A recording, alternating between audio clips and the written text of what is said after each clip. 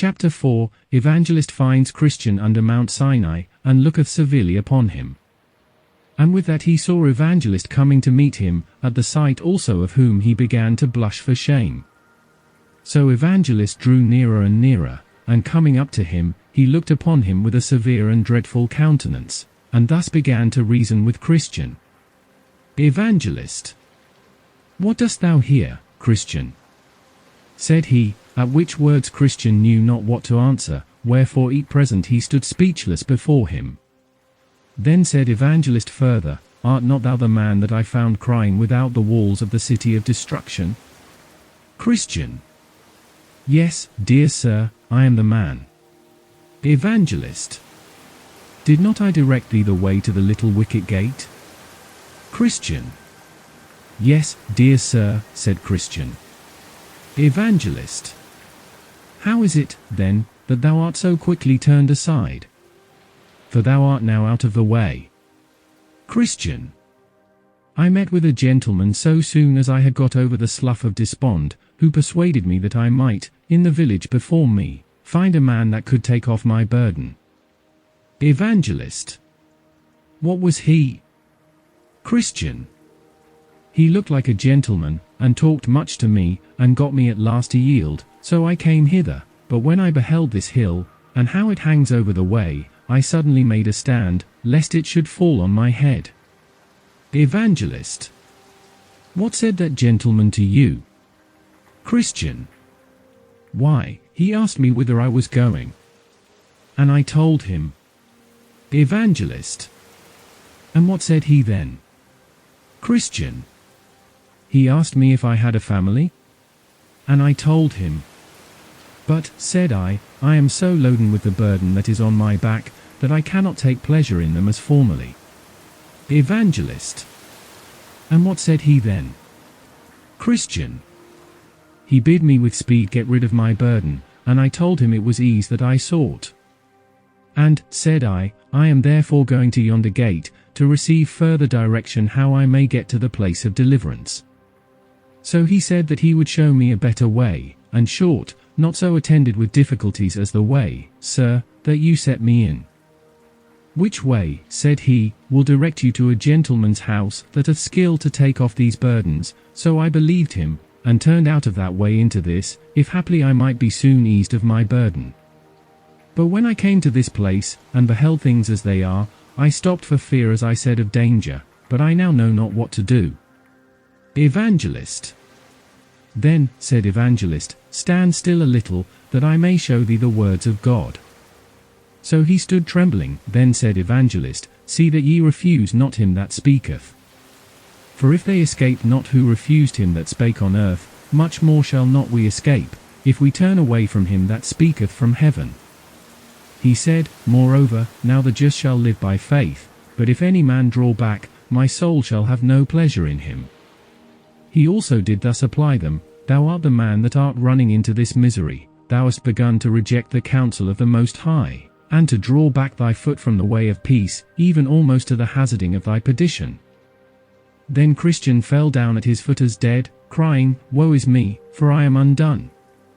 At the sight of which, Evangelist caught him by the right hand, saying, All manner of sin and blasphemy shall be forgiven unto men, be not faithless, but believing. Then did Christian again a little revive, and stood up trembling, as at first, before Evangelist. Then Evangelist proceeded, saying, Give more earnest heed to the things that I shall tell thee of. I will now show thee who it was that deluded thee, and who it was also to whom he sent thee. The man that met thee is one worldly wise man, and rightly is he so called, partly, because he savoureth only the doctrine of this world, therefore he always goes to the town of morality to church, and partly because he loveth that doctrine best, for it saveth him best from the cross. And because he is of this carnal temper, therefore he seeketh to prevent my ways, though right. Now there are 3 things in this man's counsel, that thou must utterly abhor. 1. His turning thee out of the way. 2. His labouring to render the cross odious to thee. And 3. His setting thy feet in that way that leadeth unto the administration of death. First, thou must abhor his turning thee out of the way, yea, and thine own consenting thereto, because this is to reject the counsel of God for the sake of the counsel of a worldly wise man. The Lord says, Strive to enter in at the strait gate, the gate to which I send thee, for strait is the gate which leadeth unto life, and few there be that find it. From this little wicket gate, and from the way thereto, hath this wicked man turned thee, to the bringing of thee almost to destruction. Hate, therefore, his turning thee out of the way, and abhor thyself for hearkening to him. Secondly, thou must abhor his labouring to render the cross odious unto thee, for thou art to prefer it before the treasures in Egypt. Besides, the King of glory hath told thee, that he that will save his life shall lose it, and he that comes after him, and hate not his father, and mother, and wife, and children, and brethren, and sisters, yea, and his own life also, he cannot be my disciple. I say, therefore, for man to labour to persuade thee, that shall be thy death, without which, the truth hath said, thou canst not have eternal life, this doctrine thou must abhor. Thirdly, thou must hate his setting of thy feet in the way that leadeth to the ministration of death. And for this thou must consider to whom he sent thee, and also how unable that person was to deliver thee from thy burden. He to whom thou wast sent for ease, being by name Legality, is the son of the bondwoman which now is, and is in bondage with her children, and is, in a mystery, this Mount Sinai, which thou hast feared will fall on thy head. Now, if she, with her children, are in bondage, how canst thou expect by them to be made free? This Legality, therefore, is not able to set thee free from thy burden.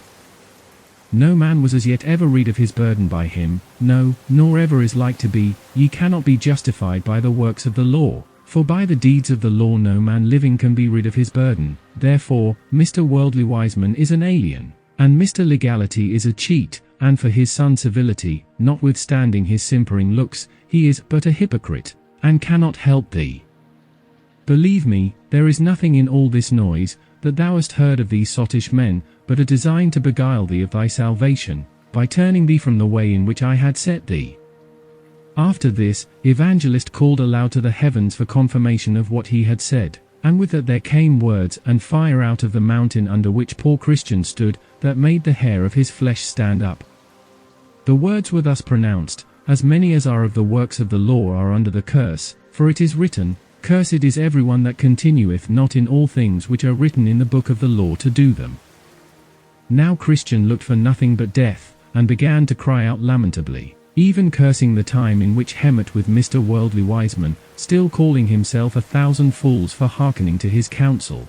He also was greatly ashamed to think that this gentleman's arguments, flowing only from the flesh, should have the prevalency with him as to cause him to forsake the right way. This done, he applied himself again to Evangelist, in words and sense as follows: Christian, Sir, what think you? Is there hope? May I now go back, and go up to the wicket gate? Shall I not be abandoned for this, and sent back from thence ashamed? I am sorry I have hearkened to this man's counsel. But may my sin be forgiven? Evangelist. Then said Evangelist to him, Thy sin is very great, for by it thou hast committed 2 evils, thou hast forsaken the way that is good, to tread in forbidden paths, yet will the man at the gate receive thee, for he has goodwill for men. Only, said he, take heed that thou turn not aside again, lest thou perish from the way, when his wrath is kindled but a little. Then did Christian address himself to go back, and Evangelist, after he had kissed him, gave him one smile, and bid him Godspeed. So he went on with haste, neither spake he to any man by the way, nor, if any asked him, would he vouchsafe them an answer. He went like one that was all the while treading on forbidden ground, and could by no means think himself safe, till again he was got into the way which he left, to follow Mr. Worldly Wiseman's counsel. So, in process of time, Christian got up to the gate. Now, over the gate there was written, Knock, and it shall be opened unto you. He knocked, therefore, more than once or twice, saying, May I now enter here? Will he within open to sorry me, though I have been an undeserving rebel? Then shall I not fail to sing his lasting praise on high. At last there came a grave person to the gate, named Goodwill, who asked who was there, and whence he came, and what he would have. Christian. Here is a poor burdened sinner. I come from the city of destruction, but am going to Mount Zion, that I may be delivered from the wrath to come. I would, therefore, sir, since I am informed that by this gate is the way thither, know if you are willing to let me in. Good will. I am willing with all my heart, said he, and with that he opened the gate. So when Christian was stepping in, the other gave him a pull. Then said Christian, what means that? The other told him. A little distance from this gate, there is erected a strong castle, of which Beelzebub is the captain. From thence, both he and them that are with him shoot arrows at those that come up to this gate, if haply they may die before they can enter in. Then said Christian, I rejoice and tremble. So when he was got in, the man of the gate asked him who directed him thither. Christian. Evangelist bid me come hither, and knock as I did, and he said that you, sir, would tell me what I must do. Good will. An open door is set before thee, and no man can shut it. Christian. Now I begin to reap the benefits of my hazards. Good will. But how is it that you came alone? Christian. Because none of my neighbors saw their danger, as I saw mine. Good will. Did any of them know of your coming? Christian. Yes, my wife and children saw me at the first, and called after me to turn again. Also, some of my neighbors stood crying and calling after me to return, but I put my fingers in my ears, and so came on my way. Good will. But did none of them follow you, to persuade you to go back? Christian. Yes, both obstinate and pliable, but when the house of the interpreter, at whose door he should knock, and he would show him excellent things. Then Christian took his leave of his friend, and he again bid him Godspeed. Then he went on till he came at the house of the interpreter, where he knocked over and over. At last one came to the door, and asked who was there. Christian. Sir, here is a traveller, who was bid by an acquaintance of the good man of this house to call here for my profit. I would therefore speak with the master of the house. So he called for the master of the house, who, after a little time, came to Christian, and asked him what he would have. Christian. Sir, said Christian, I am a man that am come from the city of destruction, and am going to the Mount Zion. And I was told by the man that stands at the gate, at the head of this way, that if I called here, you would show me excellent things, such as would be a help to me in my journey. Interpreter. Then said the interpreter, Come in, I will show thee that which will be profitable to thee. So he commanded his man to light the candle, and bid Christian follow him. So he had him into a private room, and bid his man open a door, the which when he had done, Christian saw the picture of a very grave person hang up against the wall, and this was the fashion of it. It had eyes lifted up to heaven, the best of books in his hand, the law of truth was written upon his lips, the world was behind his back. It stood as if it pleaded with men, and a crown of gold did hang over its head. Christian. Then said Christian, What meaneth this? Interpreter. The man whose picture this is one of 1,000. He can beget children, travail in birth with children, and nurse them himself when they are born. And whereas thou sayest him with his eaves lift up to heaven, the best of books in his hand, and the law of truth writ on his lips, it is to show thee, that his work is to know and unfold dark things to sinners, even as also thou sayest him stand as if he pleaded with men, and whereas thou sayest the world is cast behind him, and that a crown hangs over his head, that is to show thee that slighting and despising the things that are present, for the love that he hath to his master's service, he is sure in the world that comes next to have glory for his reward. Now, said the interpreter, I have showed thee this picture first, because the man whose picture this is the only man whom the Lord of the place whither thou art going, hath authorized to be thy guide in all difficult places thou mayest meet with in the way. Wherefore, take good heed to what I have showed thee, and bear well in thy mind what thou hast seen, lest in thy journey thou meet with some that pretend to lead thee right, but their way goes down to death. Then he took him by the hand, and led him into a very large parlour that was full of dust, because never swept, the which, after he had reviewed a little while, the interpreter called for a man to sweep. Now, when he began to sweep, the dust began so abundantly to fly about, that Christian had almost therewith been choked. Then said the interpreter to a damsel that stood by, Bring hither the water, and sprinkle the room, the which, when she had done, it was swept and cleansed with pleasure. Christian. Then said Christian, What means this? Interpreter. The interpreter answered, This parlour is the heart of a man that was never sanctified by the sweet grace of the gospel. The dust is his original sin and inward corruptions, that have defiled the whole man. He that began to sweep at first, is the law, but she that brought water, and did sprinkle it, is the gospel.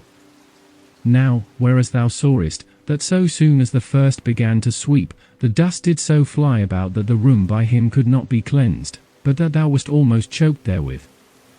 This is to show thee, that the law, instead of cleansing the heart by its working from sin, doth revive, put strength into, and increase it in the soul, even as it doth discover and forbid it, for it doth not give power to subdue.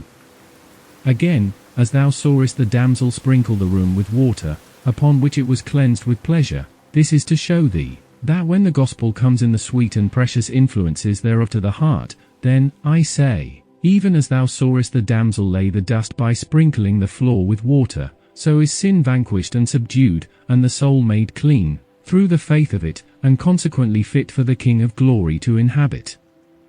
I saw, moreover, in my dream, that the interpreter took him by the hand, and had him into a little room, where sat 2 little children, each one in his chair. The name of the elder was Passion, and the name of the other Patience. Passion seemed to be much discontented, but Patience was very quiet. Then Christian asked, What is the reason of the discontent of Passion? The interpreter answered, The governor of them would have him stay for his best things till the beginning of the next year, but he will have all now, but Patience is willing to wait. Then I saw that one came to Passion, and brought him a bag of treasure, and poured it down at his feet, the which he took up and rejoiced therein, and withal laughed Patience to scorn. But I beheld but a while, and he had lavished all away, and had nothing left him but rags. Christian. Then said Christian to the interpreter, Expound this matter more fully to me. Interpreter. So he said, These 2 lads are figures, Passion, of the men of this world, and Patience, of the men of that which is to come, for, as here thou sayest, Passion will have all now this year, that is to say, in this world, so are the men of this world. They must have all their good things now, they cannot stay till next year, that is, until the next world, for their portion of good. That proverb, a bird in the hand is worth 2 in the bush, is of more authority with them than are all the divine testimonies of the good of the world to come. But as thou sawest that he had quickly lavished all away, and had presently left him nothing but rags, so will it be with all such men at the end of this world. Christian. Then said Christian, Now I see that Patience has the best wisdom, and that upon many accounts, first, because he stays for the best things. Second, and also because he will have the glory of his, when the other has nothing but rags. Interpreter. Nay, you may add another, to wit, the glory of the next world will never wear out, but these are suddenly gone. Therefore Passion had not so much reason to laugh at Patience, because he had his good things first, as Patience will have to laugh at Passion, because he had his best things last, for first must give place to last, because last must have his time to come, but last gives place to nothing, for there is not another to succeed. He, therefore, that hath his portion first, must needs have a time to spend it, but he that hath his portion last, must have it lastingly. Therefore it is said of Dives, Thou in thy lifetime receivedst thy good things, and likewise Lazarus evil things. But now he is comforted, and thou art tormented. Christian. Then I perceive it is not best to covet things that are now, but to wait for things to come. Interpreter. You say the truth, for the things which are seen are temporal, but the things which are not seen are eternal. But though this be so, yet since things present, and our fleshly appetite, are such near neighbours one to another, and again, because things to come, and carnal sense, are such strangers one to another, therefore it is that the first of these so suddenly fall into amity, and that distance is so continued between the second. Then I saw in my dream that the interpreter took Christian by the hand, and led him into a place where was a fire burning against a wall, and one standing by it, always casting much water upon it, to quench it, yet did the fire burn higher and hotter. Then said Christian, "What means this?"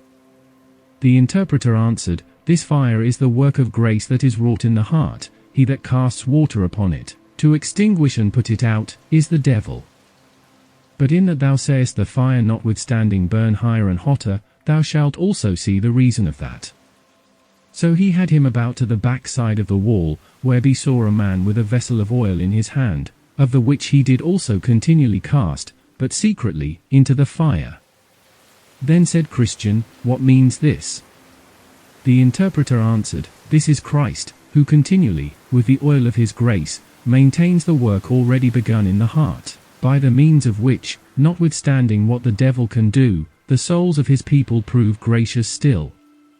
And in that thou sawest that the man stood behind the wall to maintain the fire, that is to teach thee that it is hard for the tempted to see how this work of grace is maintained in the soul.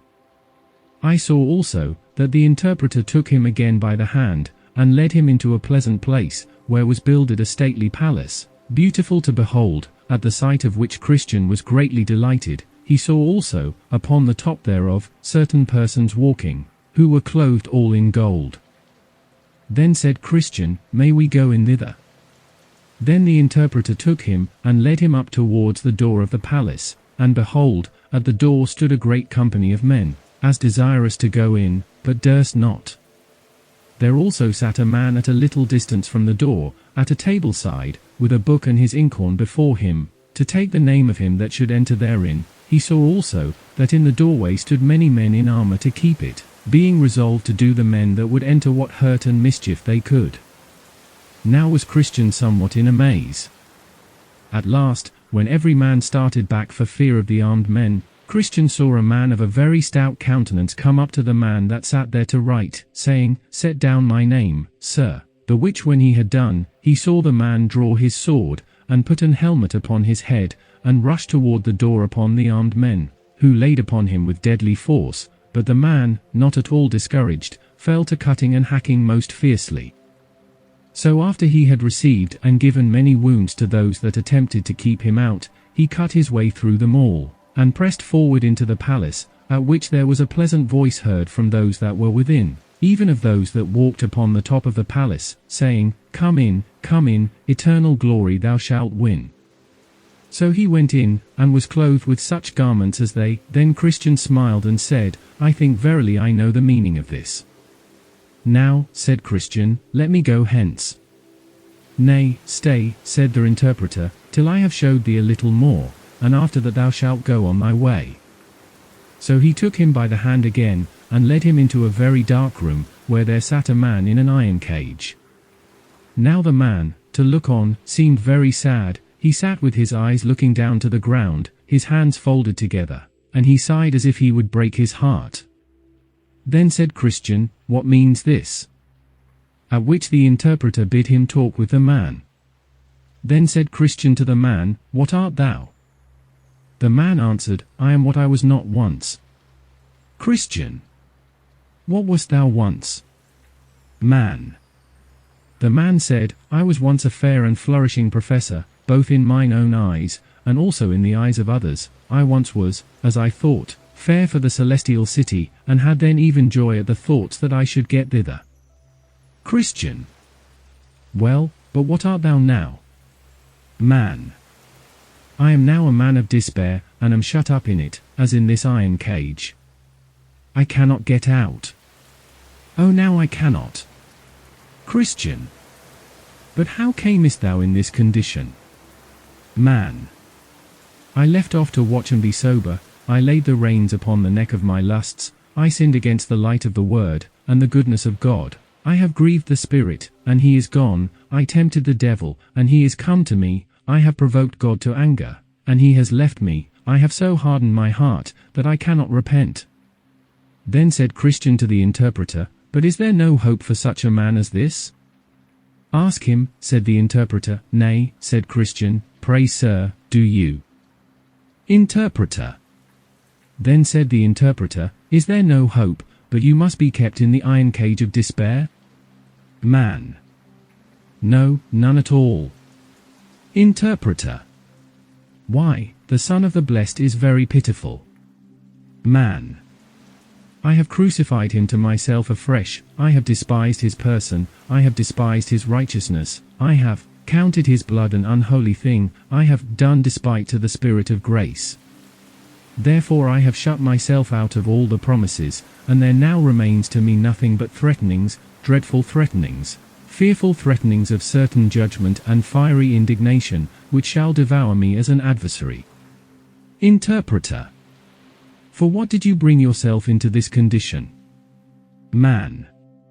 For the lusts, pleasures, and profits of this world, in the enjoyment of which I did then promise myself much delight, but now every one of those things also bite me, and gnaw me like a burning worm. Interpreter. But canst thou not now repent and turn? Man. God hath denied me repentance. His word gives me no encouragement to believe. Yea, himself hath shut me up in this iron cage, nor can all the men in the world let me out. O eternity! Eternity! How shall I grapple with the misery that I must meet with in eternity? Interpreter. Then said the interpreter to Christian, Let this man's misery be remembered by thee, and be an everlasting caution to thee. Christian. Well, said Christian, this is fearful. God help me to watch and be sober, and to pray that I may shun the cause of this man's misery. Sir, is it not time for me to goon my way now? Interpreter. Tarry till I shall show thee one thing more, and then thou shalt go on thy way. So he took Christian by the hand again, and led him into a chamber, where there was one rising out of bed, and as he put on his raiment, he shook and trembled. Then said Christian, Why doth this man thus tremble? The interpreter then bid him tell to Christian the reason of his so doing. So he began and said, This night, as I was in my sleep, I dreamed, and behold the heavens grew exceeding black. Also it thundered and lightened in most fearful wise, that it put me into an agony. So I looked up in my dream, and saw the clouds rack at an unusual rate, upon which I heard a great sound of a trumpet, and saw also a man sit upon a cloud, attended with the thousands of heaven, they were all in flaming fire, also the heavens were in a burning flame. I heard then a voice saying, Arise, ye dead, and come to judgment, and with that the rocks rent, the graves opened, and the dead that were therein came forth. Some of them were exceeding glad, and looked upward, and some sought to hide themselves under the mountains. Then I saw the man that sat upon the cloud open the book, and bid the world draw near. Yet there was, by reason of a fierce flame which issued out and came from before him, a convenient distance betwixt him and them, as betwixt the judge and the prisoners at the bar. I heard it also proclaimed to them that attended on the man that sat on the cloud, Gather together the tares, the chaff, and stubble, and cast them into the burning lake, and with that, the bottomless pit opened, just whereabouts I stood. Out of the mouth of which there came, in an abundant manner, smoke and coals of fire, with hideous noises. It was also said to the same persons, Gather my wheat into the garner. And with that I saw many catched up and carried away into the clouds, but I was left behind. I also sought to hide myself, but I could not, for the man that sat upon the cloud still kept his eye upon me. My sins also came into my mind, and my conscience did accuse me on every side. Upon this I awake from my sleep. Christian. But what was it that made you so afraid of this sight? Man. Why, I thought that the day of judgment was come, and that I was not ready for it, but this frighted me most, that the angels gathered up several, and left me behind, also the pit of hell opened her mouth just where I stood. My conscience, too, afflicted me, and, as I thought, the judge had always his eye upon me, showing indignation in his countenance. Then said the interpreter to Christian, Hast thou considered all these things? Christian. Yes, and they put me in hope and fear. Interpreter. Well, keep all things so in thy mind that they may be as a goad in thy sides, to prick thee forward in the way thou must go. Then Christian began to gird up his loins, and to address himself to his journey.